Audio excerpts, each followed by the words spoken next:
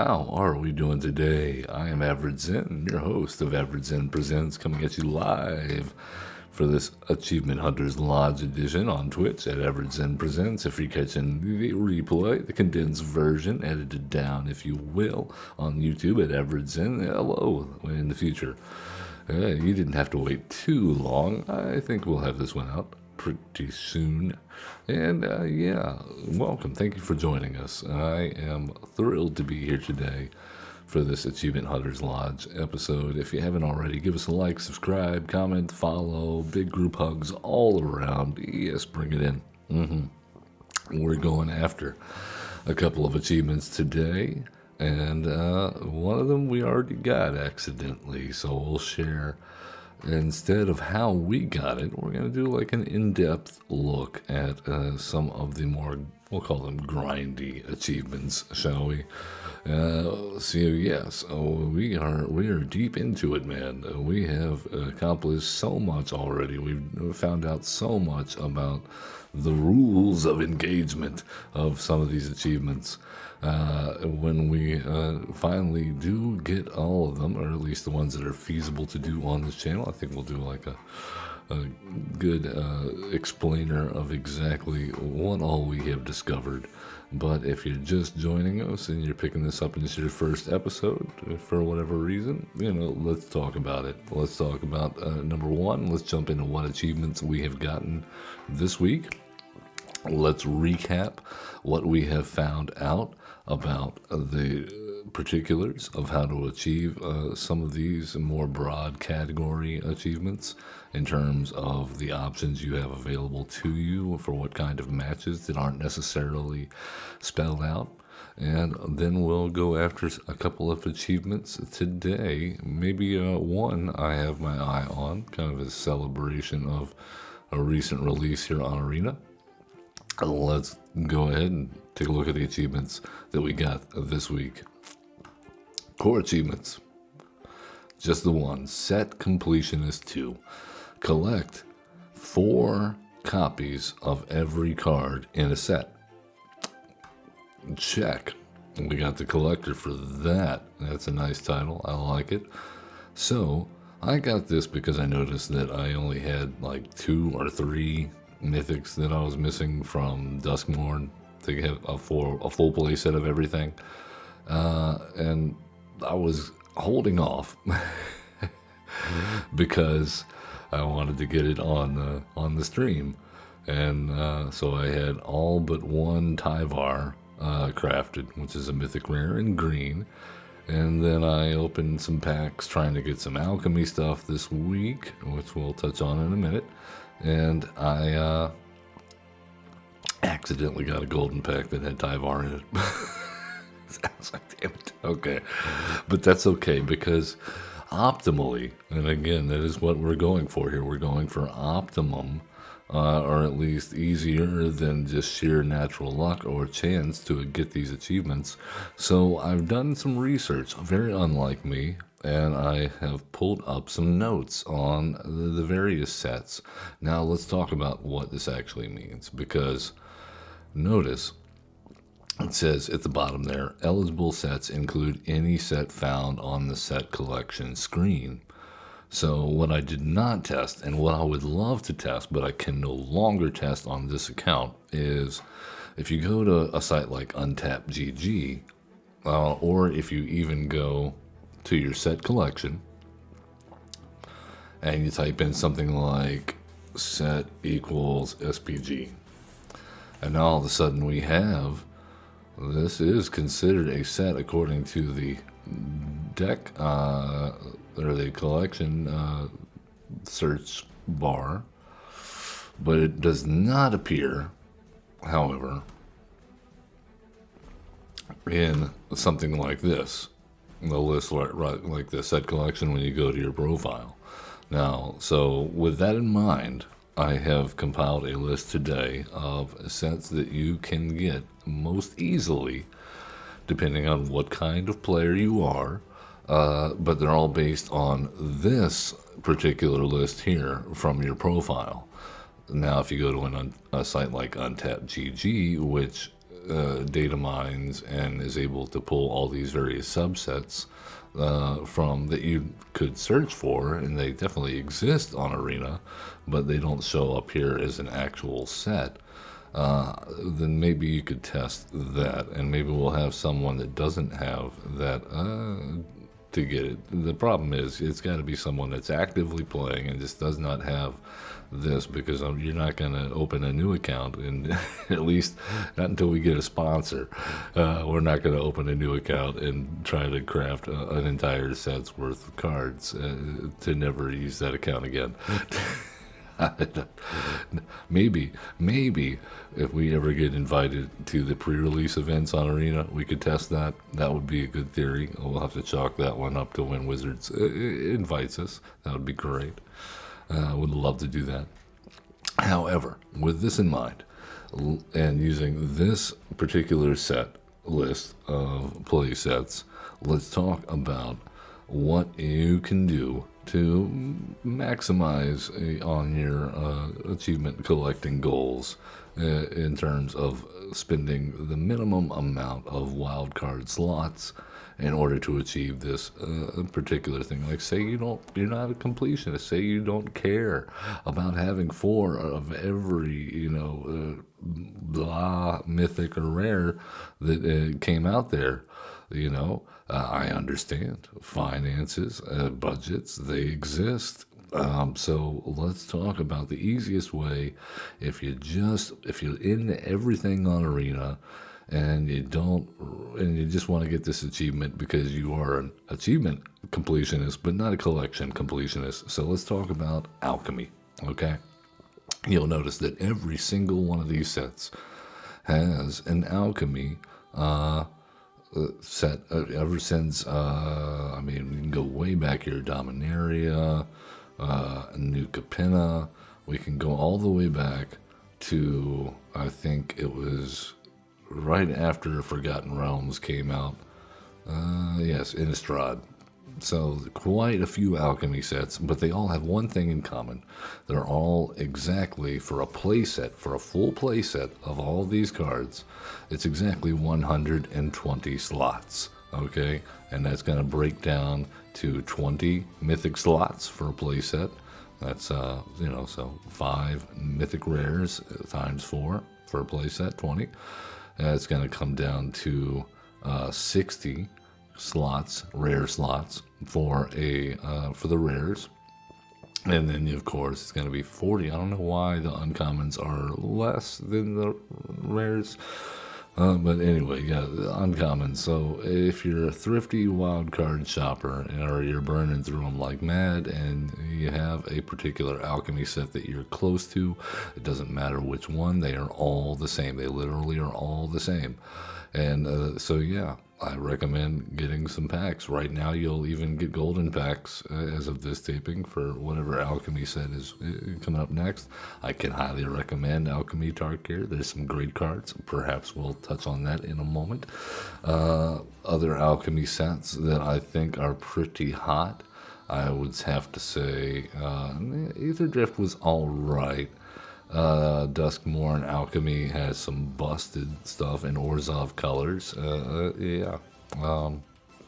That's recent. So, if you've been playing for a while, maybe you have already some of the older Alchemy sets, and you didn't get this achievement because they implemented it after you already completed a set. So that's perfectly valid. There's newer Alchemy sets out there, and that's your quickest way to go. So say you don't want to play Alchemy. Say you don't want Alchemy cards. I understand. This is a thing.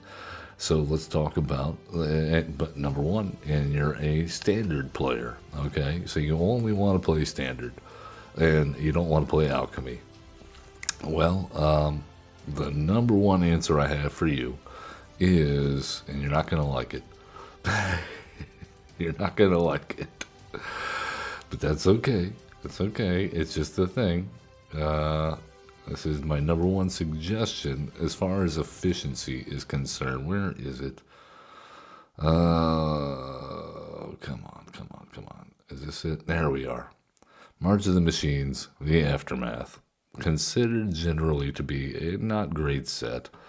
Um, so what can we say about this is redeeming in terms of this achievement?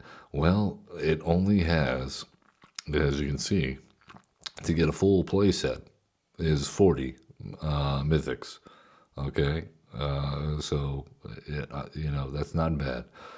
That's right up there with that's double in alchemy, and this is for non-alchemy. So you're literally looking at double the mythic slots for a non-alchemy set. That's why I recommend the alchemy. But if you're not into it, then you're gonna go 40 mythic slots deep into March of the Machine Aftermath, and this is assuming you start at 0, which you're probably not if you've been playing for a while.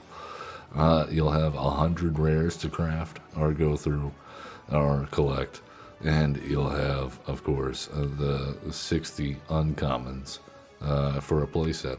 Yeah, that is the number 1 smallest standard set.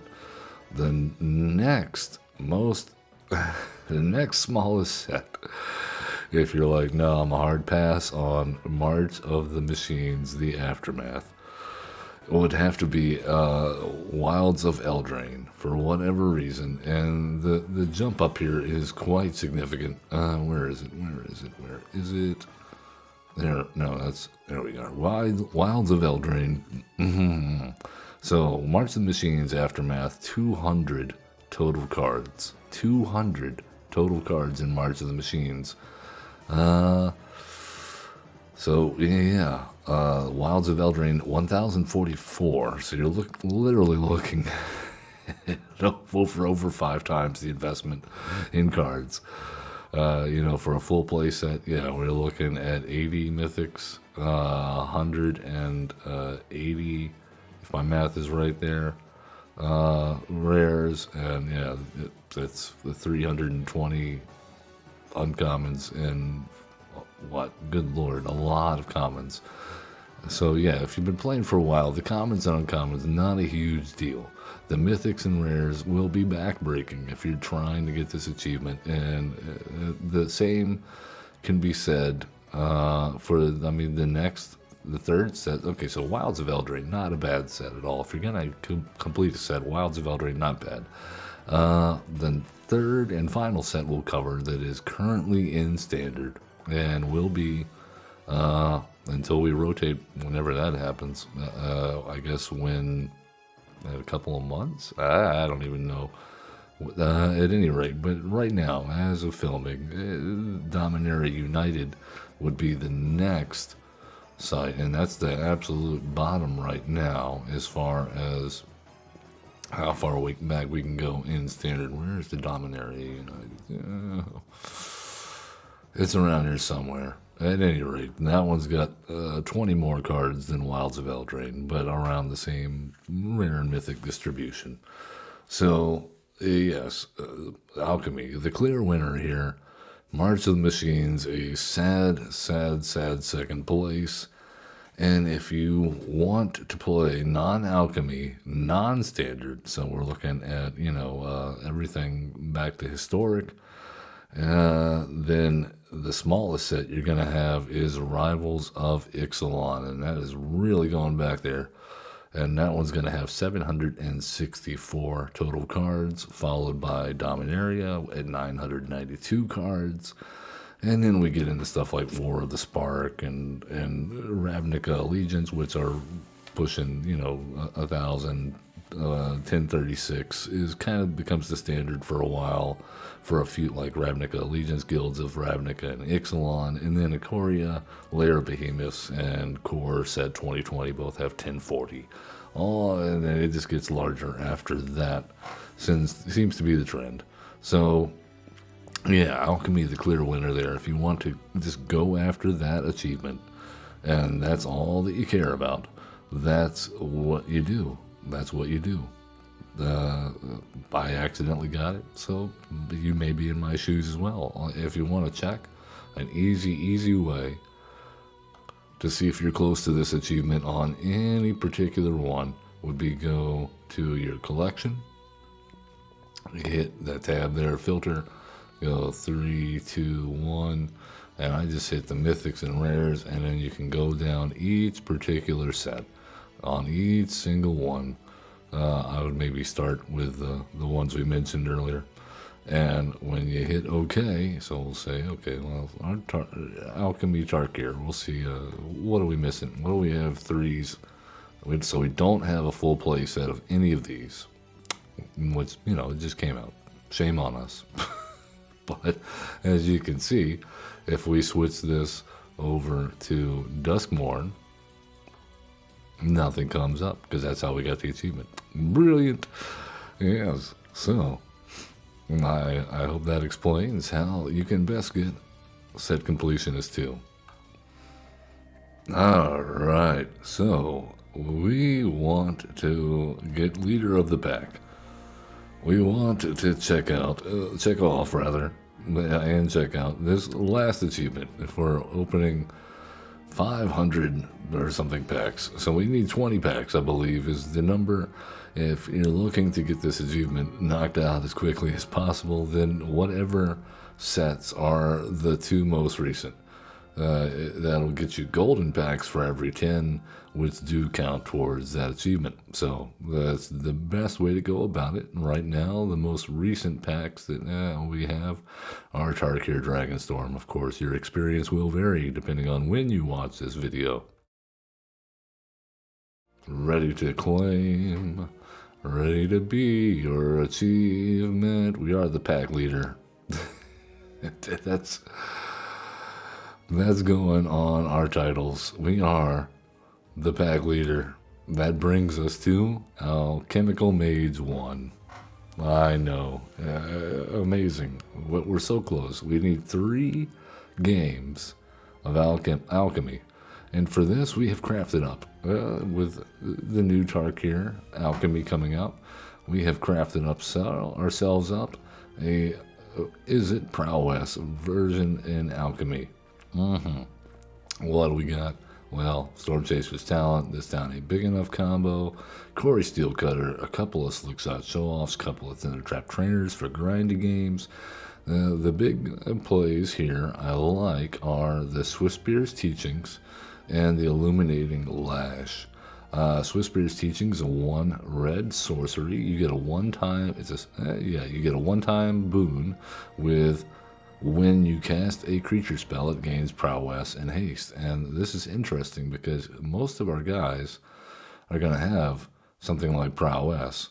And the only creature spells that we have, because Monastery Swiftspear is not available, as you can see, in Alchemy. So the only prowess creatures that we have would be Mockingbird, that comes down as a copy, now that I'm thinking about that, but it comes down as a copy of our Storm Chaser's Talent, alright, and Slickshot Show-Off, or Thundertrap Trainer, as the case may be, so we kind of give Thundertrap Trainer a purpose. However, all of our monks that we make with Corey Steelcutter, they'll have prowess. But prowess does matter. It stacks. So, and this card replaces itself, which increases our spell count. So I thought that was kind of cool. The prowess stacking on if we manage to put a Mockingbird down and make it a copy of our Otter, or make it a copy of our Slickshot Show-Off. Illuminating Lash, I like. 3 damage to any target for 2 is not terrible. I mean, that's lightning. This is, of course, it's sorcery, not an instant. That's but you get a one-time boon with when you cast a non-creature spell, draw a card. That could be relevant, I think. So with that in mind, maybe the play is here, go down 2 Sleight of Hands, and we go up a Slickshot and a Mockingbird? No, we go up, this town ain't big enough because we absolutely want to be able to bounce Storm Chaser's Talent multiple times. All right then. I think that's how we play it. Let's go into Alchemy play and play some Alchemy. All right, we got a deck. Yeah, I mean, yeah, of course, you could build an Alchemy card free deck, have no Alchemy cards in a deck that plays in the Alchemy format. You don't have to, but there's no reason not to play with some uncommons. Yeah, I mean, that's easy enough. So even for a non-Alchemy player, this deck, it's already something. If you're playing in Standard, you probably have most of the cards for already. And there's the ones that you don't, the ones that are from Alchemy, well, they're uncommons, easily crafted. Yes, we will take action. Yes, we will deal damage. And yes, we will win.